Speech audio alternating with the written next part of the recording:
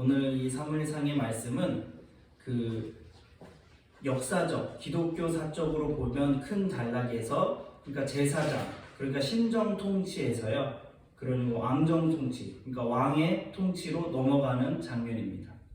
모세의 그 애굽에서 탈출 이후에, 그리고 자리를 잡고 그 이스라엘 민족들이 함께 성장하고 부국 강경하니까요, 이제 사무엘이 늙어갔고, 그 영적 지도자의 사무엘이 늙어갔고, 그의 아들들은 범죄하고 사무엘과 다른 모습들을 보였습니다. 사실 사무엘의 자녀들이 잘했다면 계속 그 영적 지도자로서 신정 통치를 계속 이어갈 수 있었어요. 그런데 여기서 보면, 이 본문 말씀 속에서 보면 사무엘이 늙으면서 자식들이 실수하고 뇌물을 받고 그 판결과 판사의 역할에서 치중되게 잘못된 일들을 했습니다. 이러한 현상 속에서 그 사무엘이 밀려나고 장로들은 왕을 뽑자라는 오늘의 본문의 이 주제입니다. 이 주제를 통해서 우리가 좀 이 기독교를 믿는 상황 속에서 우리 마음속에 정말로 우리 마음속에 통치하는 사람이, 통치하는 분이 하나님인지, 아니면 정말 왕으로 세워지는 모습 상징처럼 나타나는 그런 인간적인 모습들인지, 세상의 권력인지를 함께 고민해 봐야 됩니다. 제가 이 말씀을 준비하면서 굉장히 지금 너무나도 많은 것들이 일치하다라고 봤어요. 그래서 사실은 이 단락 한 단락 1절에서 9절까지만 보려고 했는데 끝절까지 다 같이 볼 수밖에 없었습니다. 왜냐하면 사무엘은 그 하나님의 제사장으로서, 그리고 그 역할을 감당하면서 그 이스라엘 민족들과의 그 역할, 그 대언자의 역할을 해주었습니다. 근데 사람들이 보니까요, 사무엘은 되게 제사장의 역할이고 이렇게 자신의 안정함, 그러니까 우리나라 말로 삼국시대 때부터 나왔던 이야기죠. 무슨 부국강경 뭐 이래가지고 나라를 세우고 국가의 원수가 생기고 정확한 제도와 이런 나라 속에서 보호받기를 원했다라는 것입니다. 물론 제도적으로 그렇게 말할 수 있어요. 지금으로 얘기하자면 그냥 나라답지 못한 나라, 그러니까 그냥 그 모여있는 길드십 같은 데에서 이제 국가를 만들고 법적으로 뭔가를 만들어자는 말은 굉장히 맞는 말일 수 있습니다. 근데 여기서도 보면 두 가지의 불쾌함이 떠오르는데 사무엘이 이것을 보고 굉장히 불쾌해요. 왜냐하면 이스라엘 민족이 나를 버렸구나 라고 생각을 해요. 근데 하나님께서는 뭐라고 답변하십니까? 너를 버린 게 아니라 나를 버린 거다. 그리고 그들은 이미 모세의 출애굽 때부터 틈만 나면 다른 신들을 섬기고 다른 우상들을 만들어냈다. 근데 너도 이제 똑같이 버려지는 것이다 라는 것이에요. 그러니까 아마도 사람들은 하나님은 잘 보이지 않고 하나님과의 대화도 직접적으로 안 되니까 사무엘이라는 그 상징을 만들어 놓은 거예요. 심벌을 만들어 놓은 거죠. 그렇게 해서 만들어 놓고 그들에게 위로받고 하나님의 모든 말씀을 전했던 거예요. 그 편리함이 편했던 겁니다.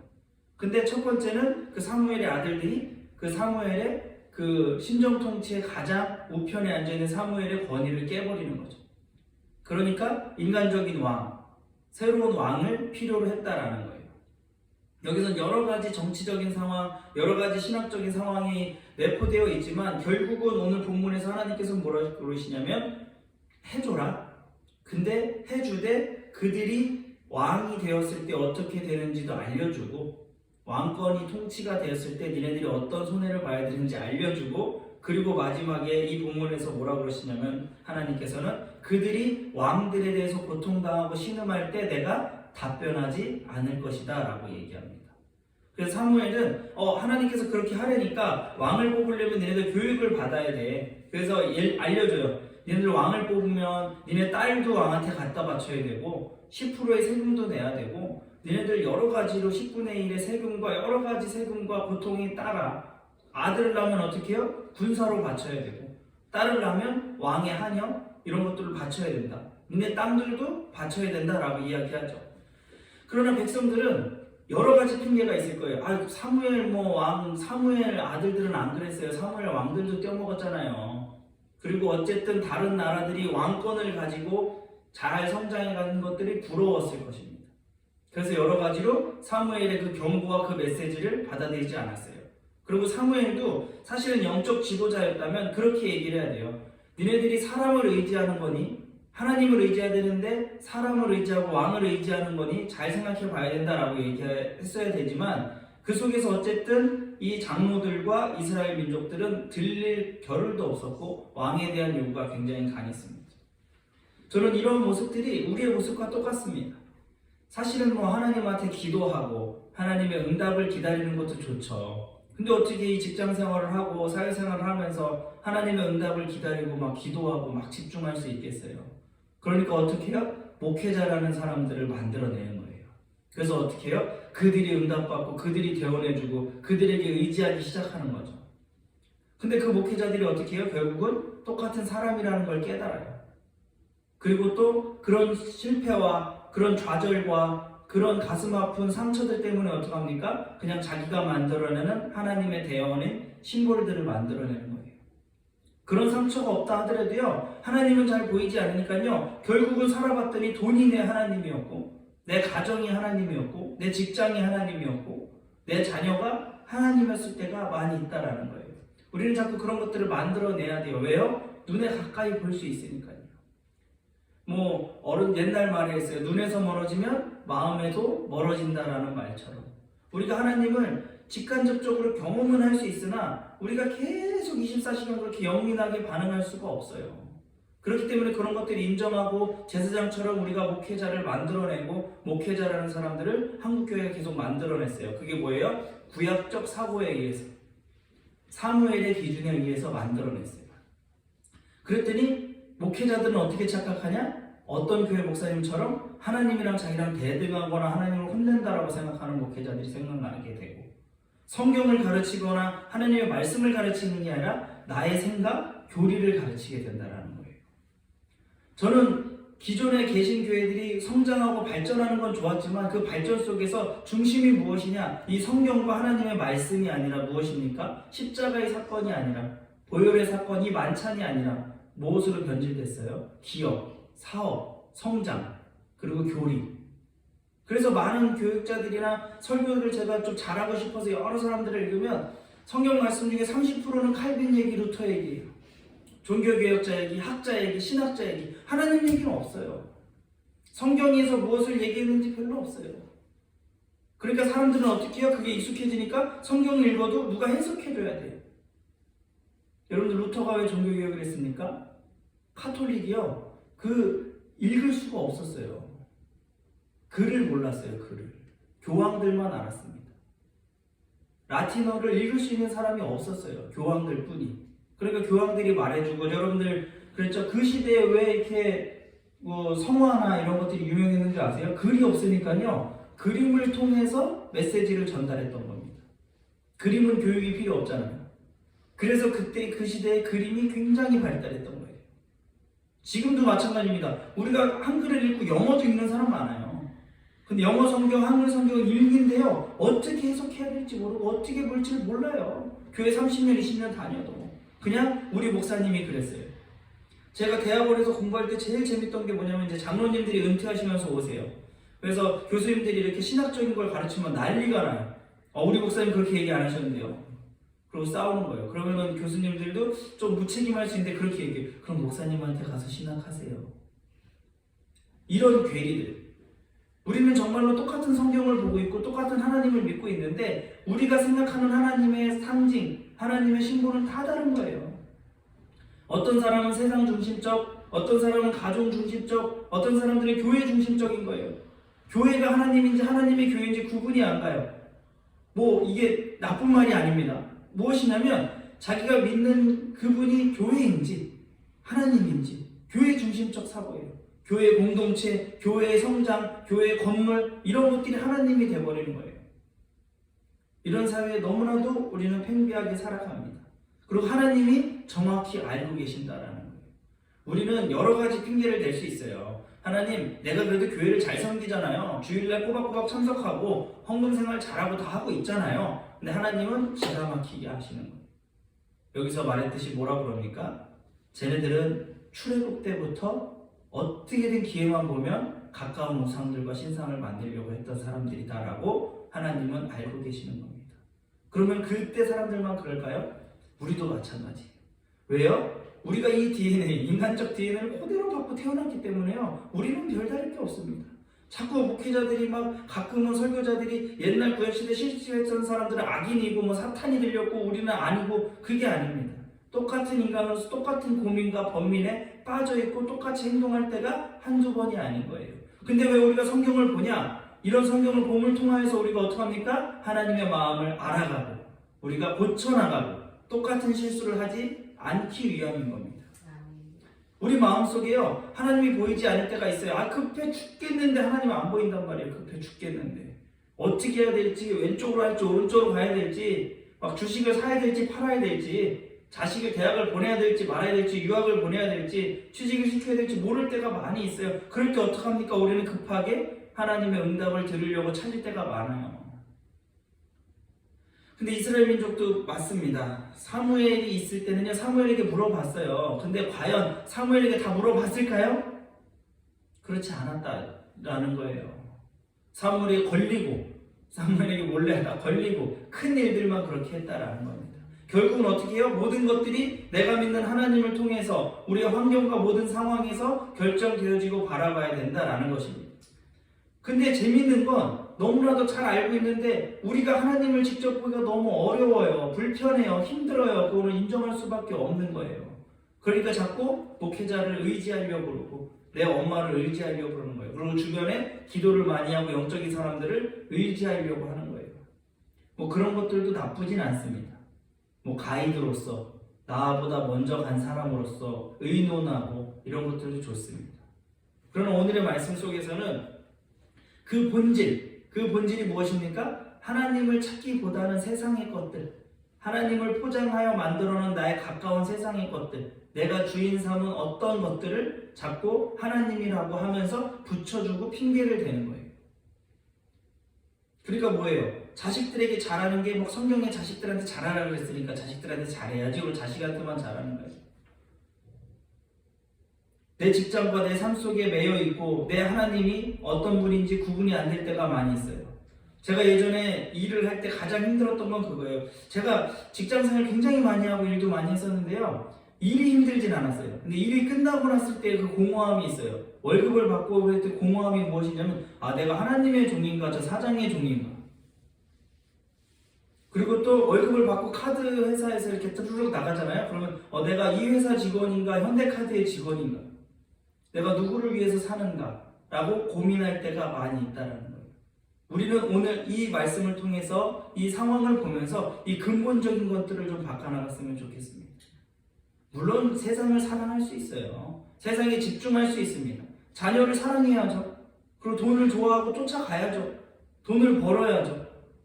누가 돈을 벌지 않고 거지같이 살라고 성경에 어디 나와 있습니까? 근데 중요한 건 무엇이냐면 우리 내 속에 우리가 찾고 우리가 바라보고 있는 분이 돈인지 하나님인지 돈의 상징인 그 만몬의 신인지 우리가 찾아봐야 된다는 것입니다. 참 그 신사의 나라 그리고 또 뭐 이렇게 제국주의의 나라 이렇게 상징적인 몇 나라가 있어요. 그 헤리티지 중심으로 가는 나라들이 있어요. 예를 들자면 일본과 영국 같은 경우는요 아직도 천황, 막 국왕, 황제가 있어요. 자 그런 걸 막 아무 정치적으로 역할을 못 하거든요. 근데 이렇게 만들어내요. 이상하게. 그리고 자신들의 헤리티지, 자신들의 정체성, 그리고 또 자신들이 굉장히 고퀄리티고, 굉장히 귀족이고, 굉장히 정통성이 있는 것처럼 포장되어져요. 저는 그게 장점도 있을 수 있고 단점도 있을 수 있다라고 봅니다. 근데 기독교에서는 그렇게 되면 안 되는 거예요. 기독교에서는. 그게 무엇이냐면요. 일본에 있는 천황, 또 그 왕족, 영국에 있는 왕족들이 진짜 잘 사는 겁니까? 그들을 진짜 왕으로 합니까? 그렇지 않죠. 상징적으로 만들어만 놓고 그냥 대충 해주는 거예요. 그런 형색만 유지해주는 거예요. 근데 우리가 그걸 지켜봐야 되는 건 무엇이냐면 기독교가 어떻게 보면 그렇게 됐다라는 거예요. 그냥 주일날 잠깐 와서 예배드리고 주일날 잠깐 와서 내가 11조하고 내가 하나님한테 할 거 했다. 형식적인 그 형태로 가버리는 그런 역사 속에 그런 형식적인 그냥 문화 속에 잡혀가면 안 된다는 것입니다. 오히려요, 저는 그런 뜻에서 사람들에게 그래요. 담배를 못 끊는 친구에게 말해줍니다. 담배 너 하루에 몇 갑 피니? 그랬더니 한 갑이면 25개, 20개 핀다는 거예요. 그러면 25번, 6번 이상 하나님께 기도해라. 제가 그렇게 얘기했어요. 그 우리의 본질은 뭐냐? 담배나 술이 왜 위험해요? 중독이 되고 우리가 거기 끌려다니고 거기에 의지하게 되는 게 무서운 거예요. 근데 우리는 종교 중독자는 뭐가 좋아요? 하나님께 의지하고 하나님을 바라보는 그 중독자가 돼야 된다라는 거예요. 그래서 하나님을 잘 찾아봐야 됩니다. 이스라엘 민족도 마찬가지인 거예요. 이제 눈에 보이는 왕을 좀 찾아서 우리보다 거룩하고 여러분들 보시지만 나시린을 계속해서 만들어냈단 말이에요. 유대인들은 하나님의 사람으로서 머리도 안 깎고요, 손발톱도 잘 안 깎고요, 완전한 사람을 막 만들어냈어요. 여러분들 데이비드 상도 제가 무슨 상인지 알고 말씀드렸죠? 그때 시대 때는, 로마 시대 때는 상처 없는 남자, 아무런 상처와 흉터가 없는 남자가 최고였어요.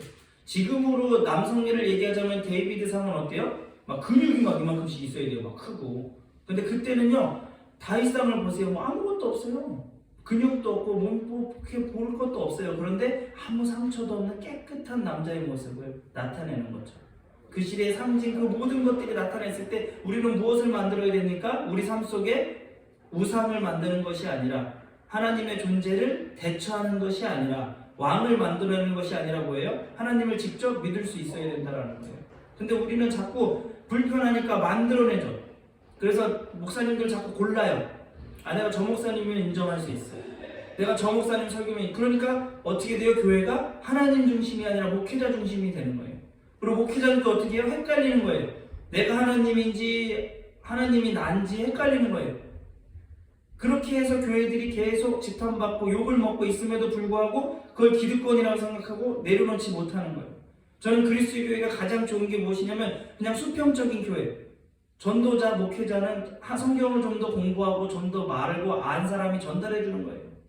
장로의 역할, 집사의 역할, 권사의 역할들이 다 나눠져서 교회를 한 축으로 이끌어 나가는 겁니다. 하나님 중심으로. 그런데 어떻게 보면 어떻게 해요? 목회자 중심, 교육자 중심. 하나님의 말씀은 떠나 있습니다. 우리는 그럴 때가 많아요. 그래서 여러분들 성경을 어떻게 봐야 되는지를 읽어봐야 돼요. 여러분들이 느끼실지 모르겠지만 저는 좀 교육자들 사이에서도 굉장히 성경을 좀 독특하게 좀 이상하게 본다고 말하는 경우가 많아요. 근데 저는 왜 그러는 거냐면, 저는 일단은 영화를 볼 때처럼 봐요. 똑같이 봅니다. 큰 틀에서 감독이 얘기하려는 것만 보지 말고 저는 뭐예요? 내가 보고 싶고 내가 중요하게 생각하는 걸 보는 거예요. 제가 예를 들자면 한 20년 된 영화를 볼 때요, 재밌는 장면이 뭔지 아세요?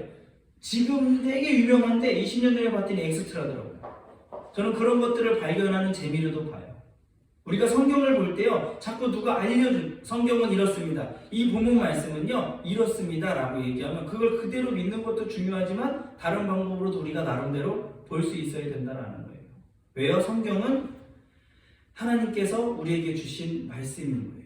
그러니까 누가 대언해서, 누가 대신해서 읽어주고, 누가 읽어주는 방법을 알려주고 그러는 것이 아니라 내가 읽고 내가 받아들이고 내가 그 하나님을 찾아 나가야 된다라는 것입니다. 사랑하는 여러분들, 오늘 하나님께서 물어볼 수 있어요. 네가 믿는 하나님은 누구니? 나니? 누구니? 라고 물어봤을 때 여러분들은 정확히 대답해야 돼요.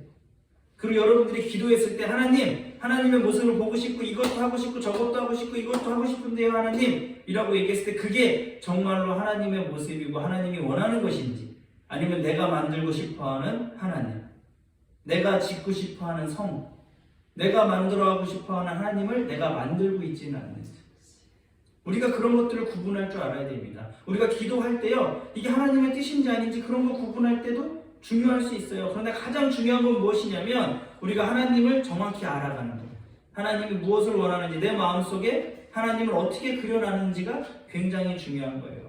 제가 여러분들한테 가끔 예화를 하나씩 드리는데 매번 드리는 예화지만 그 종교론적으로 봤을 때요, 종교학적으로 봤을 때 기독교, 불교, 천주교 막 다 이렇게 여러 가지가 있잖아요. 근데 그 할아버지를 어떻게 그리냐에 따라 다 다른 거예요. 내가 들은 할아버지를요 도깨비처럼 그리는 사람이 있고요, 똑같은 할아버지인데요 첫째 딸은 할아버지를 도깨비처럼 그려요. 그리고 어떤 친구는 할머니처럼, 여자처럼 그려요. 아주 조그맣고 나약하게 그려요. 그리고 허리를 굽어지게 그려요.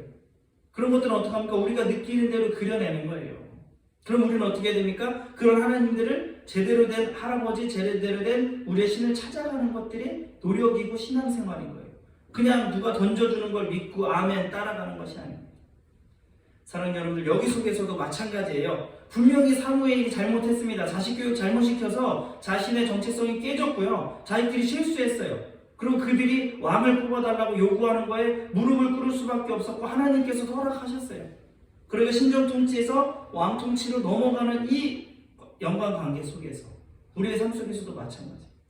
우리의 삶이 신정 통치인지 왕권 통치인지, 우리가 세상에 매여서, 우리가 교회에 매여서, 우리가 어떤 상징에 매여서 하나님을 바라보지 못하고, 여기서도 무엇입니까? 사울 왕이 나와서 어떻게 됩니까? 딸도 갖다 바치고, 근데 그게 잘못된 건지도 모르고 힘든 건지도 모르고 왕이 무조건 잘 되는 건지도 알고.